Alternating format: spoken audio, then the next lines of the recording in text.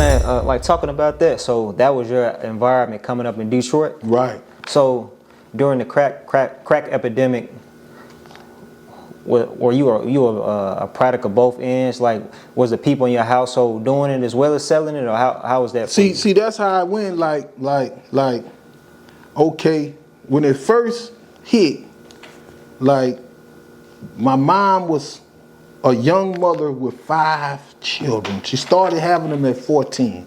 She had a bad deal with her life coming up. So she a strong aphrodisiac, 5 children, coming up in the Wendy Houston era.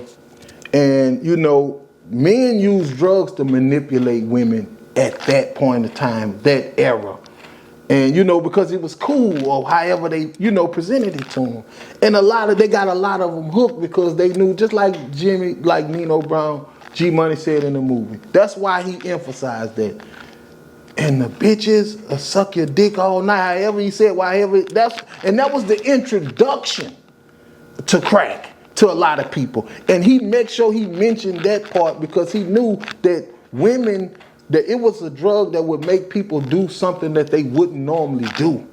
And for women, you know, like, niggas would have sucked dick too, or got too, if niggas would have did that. For crack, that's how strong crack was. Yeah. Like the nigga say, man, I'll suck your dick. Yeah, like, yeah, right. See, because all really that was real life. That's crazy. Yeah, behind crack. So, you know, it's like. So you say your mom? My dad went from smack to crack. Man. And my mom's, I think she just was trying to Joe Rogan the situation, wrestle with it, you know, with life. And it just was a little too difficult because she was young and she really didn't have a family because she was born here in Louisiana. And her mom left her in Louisiana and went to Detroit. So her aunties, my mom relatives had to eventually catch up being a fast teenager with no resources and take her back to Detroit to where her mama moved and say, no, you need to be with your mom. But at that point, her mom was like, well, I got all these other children and, you know, you done did this and you done did that, so you go head on. So she ended up being in Detroit, like I say, 14 on her own. And that's when she started having babies at 14. So by the time she was 21 and trying to handle it and work at the little diners and get little interviews from the news people and get her little, you know, sweet touches, Miss Charlotte look, the men couldn't handle that. So they was like, okay, well, we're going to go and get you hooked. So far I know it, you know, it was like Christmas was coming. And there go the tree. Okay, now we involved with help at this point. So, you know, a few, you know, like they always had people to give and, you know, like that. So, you know, that's where the gifts came from and all that. So, you know, it was there. But then it just started going away. And it went gift.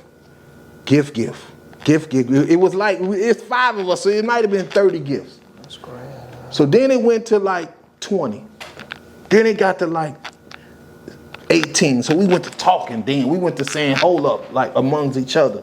Like, hold on, bro. Like, and you know, my big brother, well, that's still my gifts. My gift's still under. I'm the youngest. My gifts was the first to go. So my big brother, like, so, but when it boiled down, when Christmas Eve hit, it was snowing, bro. Like, it was so pretty. We looking out the window, like how Detroit made you can be poor and still have a nice house. You know, from the state or whatever, I don't know. I'm too young to know all that. But I know it was pretty. And about time Christmas Eve hit, we was crying. We was heartbroken. About time Christmas hit, all the tree was gone. They had a deck of cards, wrapped in used aluminum foil for all 5 of us. I knew we had hit rock bottom then. Damn. I knew it was over then. Man, so with you experiencing something like that at a young age, did that cause you to jump out and even start playing with the hustling at an early age? Yeah, I was hustling. I started instantly with the hustling, but see, prior to that or before that? Prior to that or after that? Well, around that time, You said 9? I wasn't 9. Oh, you weren't 9 yet. That was before 9. Oh, you moved at 9? Yeah, that was probably at 7 or 6. I was hustling since like 5. Yeah, I started begging, shoveling snow, raking leaves, you know, like everything you can do. I was too young to sell newspapers. You used to sell newspapers in Detroit, but I was too young. Well, you know, probably Midwest, so they probably did it in Tennessee too, but I was too young to do it because you had to be 13, so, or 12 or whatever, because a couple of my brothers managed to do it. But I was too young, and so, you know, I did whatever. So what I started doing was I became a thief. And that's why I don't steal now, because like I stole everything we needed to survive. Damn. And my mom on down counted on me to do it. And when I got caught, I got my ass whooped, and I didn't like that. But I guess that made me a better thief, because I would go get, me and my brother P. Bleezy, shout out to P. Bleezy, he would go get everything we need, and he'd put it in a bag. And he'll get a few extra things for him, and maybe one extra thing for me. Say, there you go. Pick them up, bags bigger than me, and I walk out.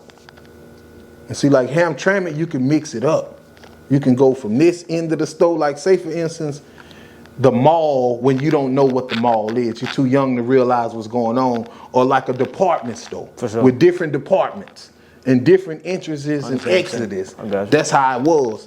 So he would go to each section, like shopping, you know, and get like what we need from here, shoes from here, belts from here, pants from here, socks from here, this from my mom, this from my brother, this from my sister, and he'd go get it all like he had a list. And I'd run out with it, and I wouldn't stop until I made it damn near past 10th mile somewhere. And then I know if I made it, boy, those are the days when I got away, boy.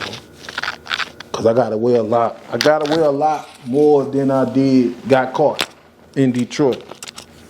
Man, so did it come to a point where when y'all was bringing the stuff home that even they would take that to get high off of it? Yeah, definitely. That was one of the biggest parts. That's why my mom embraced it so much. Ah, that's why. Yeah, because like, damn, you know, like just for me stealing, that's enough to get in trouble right there. So me giving you some of it eases the problem. And I mean, it been times I didn't come out with nothing. And I've been stole it all. The shoe, like I have some fresh Nikes, fresh Adidas, and boom, boom. But the dope man stay 2 houses down if he ain't already at our house. And they got people that's interested in them shoes. His son want them shoes. His brother, you know how it go. Like shit, I'm not telling my mom no. I was loyal. I'm still loyal. I wasn't telling my mom no. You know, because it's like when your mom's smile go away, and the only thing make her smile when she high, then you young, you want to see her smile. That's it. Everything else is out the window. You know, you ain't think about nothing else. Like for years, like I fucked over dudes in the streets to take things home to moms, just so she'll smile. Because her smile left when she knew she hurt herself and hurt her children, and you know wasn't in control no more, and was lying to us and stuff. Her smile left then. And the only time it came back when she was high. So I was like, hey, I want to see you get high. And what we came to, what we fell out at is where when I used to tell her, I'm like, Mom, I got to pay the rent with this. I got to pay the lights with this. I got to pay bills with this. Then my sister had a daughter. So I'm like, now we adding to the family. We can't bring Sierra in this world with no lights. No. So I need this to pay the bills. But not knowing that, you know, euphoria is stronger than anything can come out your mouth. So I had to, you know, just go straight in the streets and go from there. And that's when Ivory Mama took me in for a little while, Miss Linda. So that's after you relocated.